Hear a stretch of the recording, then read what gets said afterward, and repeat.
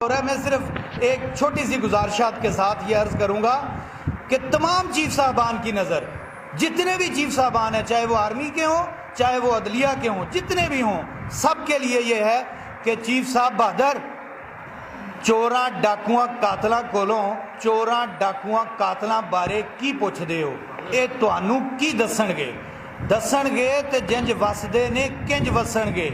कौन आखे कि मेरा पुत्र कातल, केड़ा कवे मेरा भरा सारियां तो वड्डा डाकू, मेरे चाचे लोकां दियां जायदादां ते कब्जे कीते ते लोकां दी उमर कमाई लुट के खा गई मेरी ताई, मेरे फुੱफड़ टैक्स चुराए ते मेरा मामा चोर सिपाही। चीफ साहब बहादुर दित्ती है कदी किसी ने अपने जुर्म की आप गवाही?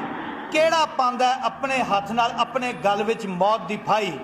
औखा सप तो मणका मंगना, शेर दे मूँह चों बोटी खोनी, होनी नहीं हुंदी अनहोनी।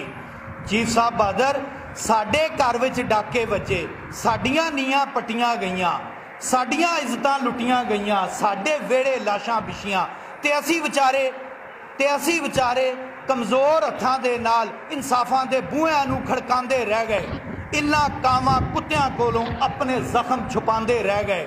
चीफ साहब बहादुर दर्दां कोलों लो शहादत, जख्मां तो तस्दीक करा लो, आज़ादी दी पहली फजर तो लैके हुण तक इस धरती ते डुले हुए सारे लहू दी कसम चुका लो।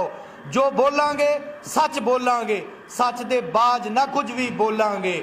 चीफ साहब बहादुर पता तुहानू भी तो होना है कि 20 कनालां दी कोठी दे विच 40 कुत्ते, 20 नौकर, 10 कनीज़ां, 5 पंजारो कित्थों आईयां?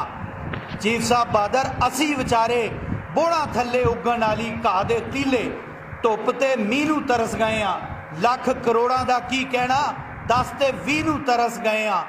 चादर चार दीवारी दे राज तो पहला शहर दियां गलियां दे विच सुख दी नींदर मिठी चादर तान के सौंदे सां ते हुण घर दे अंदर बूहिआं नूं जंदरे मार के सारी रात जागदे रहने आ।